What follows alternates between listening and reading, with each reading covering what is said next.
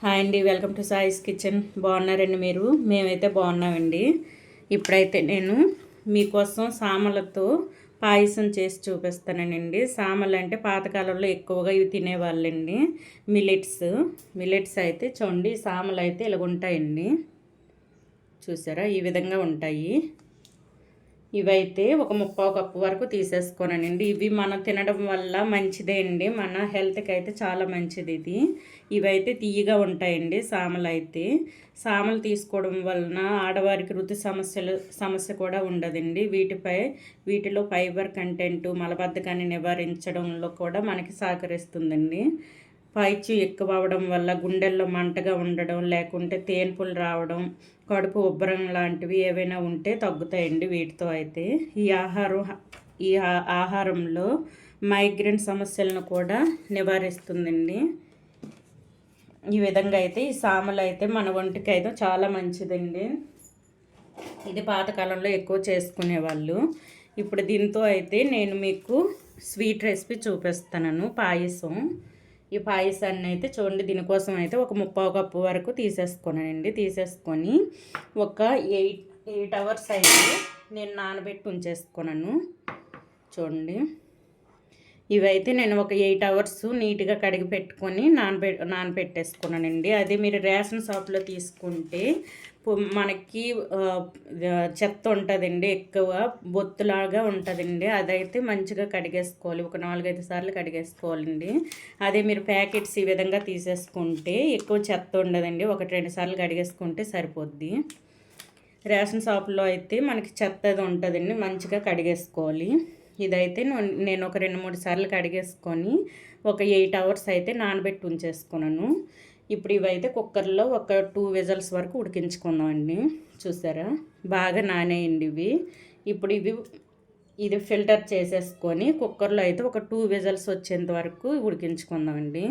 చూడండి, నేనైతే ఒక ప్రెషర్ కుక్కర్ని తీసేసుకొని వేసుకుందాం.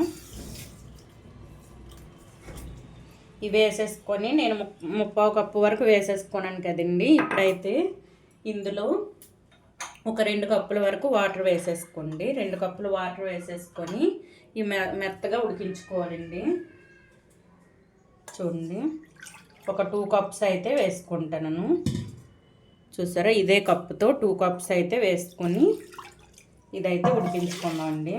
మెత్తగా ఉడికించుకొని అయితే చూపిస్తాను. చూడండి, 2 కప్స్ అయితే వేసుకున్నాను. ఇప్పుడు మూత పెట్టి ఒక 2 విజిల్స్ అయితే ఉడికించుకోవాలండి. ఇది ఉడికించిన తర్వాత చూపిస్తాను మీకైతే. చూద్దామండి, మనకైతే ప్రెషర్ పోయింది, ఉడికిందో లేదో చూద్దాం. చూడండి, మనకైతే ఒక 2 విజిల్స్ అయితే ఉంచేసుకున్నాను కదండి. చూడండి, మంచిగా ఉడికింది. ఈ విధంగా అయితే ఉడికించుకోవాలి. చూసారా, ఈ విధంగా అయితే ఉండాలండి మనకి. చూడండి, మంచిగా ఉడికింది. ఇప్పుడు ఇది పక్కన పెట్టేసుకొని స్టవ్ ఆన్ చేసుకుందాం అండి. మళ్ళీ ఇప్పుడు ఒక గిన్నె పెట్టేసుకుందాం. ఇప్పుడు గిన్నె పెట్టేసుకొని స్టవ్ ఆన్ చేసుకుందాం అండి. చూడండి, స్టవ్ ఆన్ చేసేసుకొని ఒక గిన్నె పెట్టేసుకోనండి. ఇందులో ఒక 2 టేబుల్ స్పూన్ వరకు నెయ్యిని వేసుకోండి.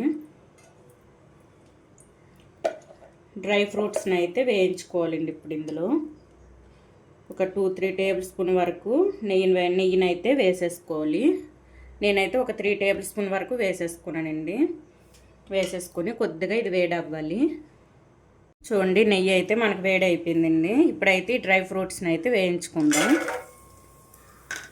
ఇవి మంచి కలర్ వచ్చేంత వరకు వేయించుకోవాలండి. ఈ నెయ్యిలోని వేయించి పక్కకు తీసేసుకుందాం. చూడండి, డ్రై ఫ్రూట్స్ అయితే మనకు వేగిపోయింది. ఒక ప్లేట్లో తీసేసుకుందాం. చూడండి, ఇదే గిన్నెలో ఇప్పుడు ముందుగా మనం ఈ ఉడికించుకున్న సామల్ని వేసేసుకుందామండి. ఈ మొత్తం కూడా వేసేసుకుందాం. చూడండి, ఈ విధంగా వేసేసుకొని ఇందులో అయితే ఒక 2 కప్స్ వరకు మిల్క్ని అయితే వేసేసుకోండి. చూడండి, చిక్కటివి 2 కప్స్ వరకు మిల్క్ని వేసుకున్నాను. మిల్క్ వేసుకొని మరో 1 కప్ అయితే వాటర్ వేసుకుందామండి. మీరు 3 కప్స్ మిల్క్ వేసుకున్నా పర్వాలేదు, లేకపోతే ఒక 4 కప్స్ వరకు వేసుకుని మీకు ఇంకా పలచగా కావాలంటే ఒక 4 కప్స్ వరకు వేసుకున్నా పర్వాలేదండి. ఈ విధంగా వేసేసుకొని ఇంకొద్దిగా మీకు పలచగా కావాలంటే మరో కప్పు అయితే వాటర్ అయినా మిల్క్ అయినా వేసేసుకోవాలండి. ఈ విధంగా కావాలంటే ఈ విధంగా ఉంచేసుకోవచ్చు. ఈ 3 కప్స్ అయితే సరిపోతాయి. 1 కప్ వాటర్ 2 కప్స్ మిల్క్ అయితే సరిపోతుందండి. చూడండి ఈ విధంగా మొత్తం కూడా కొద్దిగా ఇది మరుగు వచ్చేటప్పుడు అయితే మిల్క్ ఈ షుగర్ని అయితే వేసేసుకుందామండి. ఇంకొద్దిగా నాకైతే పలచగా కావాలి, అందుకోసమని మరో 1/2 కప్ వరకు వాటర్ అయితే వేసుకుంటానండి. మరో 1/2 కప్ వరకు వేసుకుంటాను. అంతే అండి. ఈ విధంగా వేసేసుకొని ఒక్క మరుగు వచ్చిన తర్వాత అయితే షుగర్ను వేసుకుందామండి ఇందులో. చూడండి ఈ విధంగా ఉంటే పాయసం అనేది బాగుంటుందండి. కొద్దిగా చల్లపడిన తర్వాత కూడా ఇది దగ్గర పడిపోద్దండి. దగ్గర పడేటప్పుడు కూడా ఇది టేస్ట్ బాగుంటుంది. ఈ విధంగా అయితే కలిపేసుకొని ఒక్క పొంగు వచ్చేటప్పుడు అయితే మనం షుగర్ని అయితే యాడ్ చేసుకుందామండి. చూడండి ఒక పొంగు అయితే వచ్చిందండి. ఇప్పుడైతే 1 కప్పు వరకు షుగర్ను వేసుకుందాం. నేను సామలు అయితే ఒక 3/4 కప్పు వరకు తీసుకున్నాను కదండి. దీనికోసం అయితే నేను 1 కప్పు వరకు వేసుకుంటాను షుగర్ అయితే. షుగర్కి బదులు మీరు బెల్లం అయినా వేస్ట్ చేసుకోవచ్చండి. నేనైతే షుగర్ వేసి చేస్తాను. ఇంకొకసారి అయితే బెల్లం వేసి చూపిస్తానండి. చూడండి ఈ విధంగా అయితే ఈ పంచదార మొత్తం కరిగేంత వరకు కలిపేసుకోవాలి ఒకసారి. మనకు ఆల్రెడీ సామలు అనేవి ఉడికిపోయింది. ఇప్పుడు మరో 5-10 మినిట్స్లో అయితే మనకి పాయసం రెడీ అయిపోద్ది. చూడండి ఈ విధంగా ఈ షుగర్ మొత్తం కరిగేంత వరకు ఈ విధంగా ఉంచేసుకోవాలి. ఉంచేసుకొని యాలక పొడి అది వేసుకుందామండి. ఇప్పుడైతే కొద్దిగా సాల్ట్ వేసుకోవాలండి, కానీ లాస్ట్లో వేసుకుంటే మంచిదండి. ఇప్పుడు మనం ఈ మిల్క్ వేసుకున్నాం కదండి, విరిగిపోతాయి. ఇప్పుడు సాల్ట్ వేసుకున్నామంటే ఈ పాలు అనేది విరిగిపోద్దండి. అందుకు ఇది దించే ముందు అయితే సాల్ట్ని వేసుకోవాలి. స్వీట్ రెసిపీలో సాల్ట్ వేసుకుంటేనే టేస్ట్ బాగుంటుందండి. అందుకోసమని కొద్దిగా లైట్గా సాల్ట్ కూడా వేసుకోవాలి ఇందులో. చూడండి మనకి షుగర్ కూడా కరిగిపోయిందండి. ఇప్పుడు ఇందులో కొద్దిగా యాలక పొడి, ఒక 1/2 టేబుల్ స్పూన్ వరకు యాలక పొడిని అయితే వేసేసుకోండి. కొద్దిగా సాల్ట్ అండి, లైట్గా వేసుకుంటే సరిపోద్ది. చూడండి ఈ మాత్రం వేసుకుంటే సరిపోద్దండి. ఇవి వేసేసుకొని ఇప్పుడైతే పూర్తిగా ఈ మొత్తం కూడా కలిపేసుకుందాం. కలిపేసుకొని ముందుగా మనం రెడీ చేసి పెట్టుకున్న డ్రై ఫ్రూట్స్ని కూడా వేసుకుందాం అండి. ఇందులో కొద్దిగా నెయ్యి కూడా వేసుకుందాం. 1 స్పూన్ వరకు నెయ్యి వేసుకోండి. చూడండి 1 స్పూన్ వరకు నెయ్యి వేసుకున్నాను. వేసేసుకొని ఇప్పుడు డ్రై ఫ్రూట్స్ని అయితే వేసుకుందాం అండి.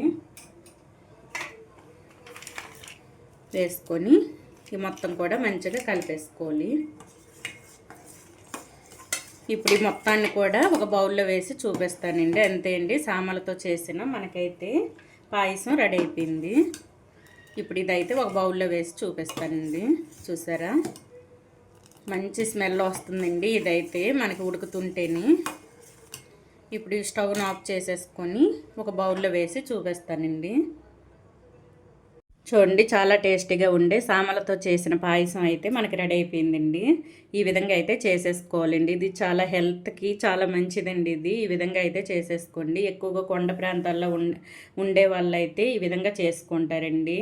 పాయసం ఇంకా రైసు ఇవన్నీ కూడా ఈ విధంగా అయితే చేసుకుంటారు. దీంతో అన్నం కూడా వండుకుంటారండి సామలతో. ఈ గిరిజనులు ఎక్కువ చేస్తుంటారండి కొండ ప్రాంతాల్లో ఉండే వాళ్ళు అయితే. ఈ విధంగా అయితే చేసేసుకోవచ్చండి. ఇది హెల్దీ రెసిపీ అండి. ఇది మనం సామలతో చేసుకోనాం కాబట్టి ఇది హెల్దీ అండి. చూడండి ఇంకొద్దిగా మీకు చిక్కగా కావాలంటే వాటర్ అయితే తగ్గించి వేసేసుకోండి. మీకు పలచగా కావాలంటే కొద్దిగా వాటర్ అయినా మిల్క్ అయినా ఈ విధంగా వేసుకోవాలండి. చూసారా ఎంత టేస్ట్గా మనకి షుగర్ కూడా కరెక్ట్గా సరిపోయిందండి. పాయసానికి అయితే 1 కప్పు 3/4 కప్పు సామలకి 1 కప్పు షుగర్ అయితే వేసుకున్నాను కదండి. ఎంత షుగర్ ఎక్కువ తినిన వాళ్ళైనా సరే షుగర్ అయితే కరెక్ట్గా సరిపోయిందండి. ఇంకా తక్కువ తినిన వాళ్ళైతే షుగర్ని తగ్గించి వేసుకోండి. 1 అరకప్పు 3/4 కప్పు వరకు వేసేసుకోండి షుగర్ అయితే. ఈ విధంగా అయితే చేసేసుకోండి. హెల్దీగా ఉంటారండి ఈ విధంగా చేసి పెడితే. సేమియా కంటే ఈ విధంగా సామలతో పాయసం చేసి పెడితే హెల్దీగా ఉంటారండి ఇంట్లో అయితే. ఇటువంటి సామలు హెల్దీ రెసిపీ అండి ఇది. చూడండి ఇంత టేస్టీగా ఉండే ఈ సామలతో చేసిన పాయసం రెసిపీ కనుక మీకు నచ్చినట్లయితే అండి లైక్ చేయండి, షేర్ చేయండి, నా ఛానల్ను సబ్స్క్రైబ్ చేసుకోండి.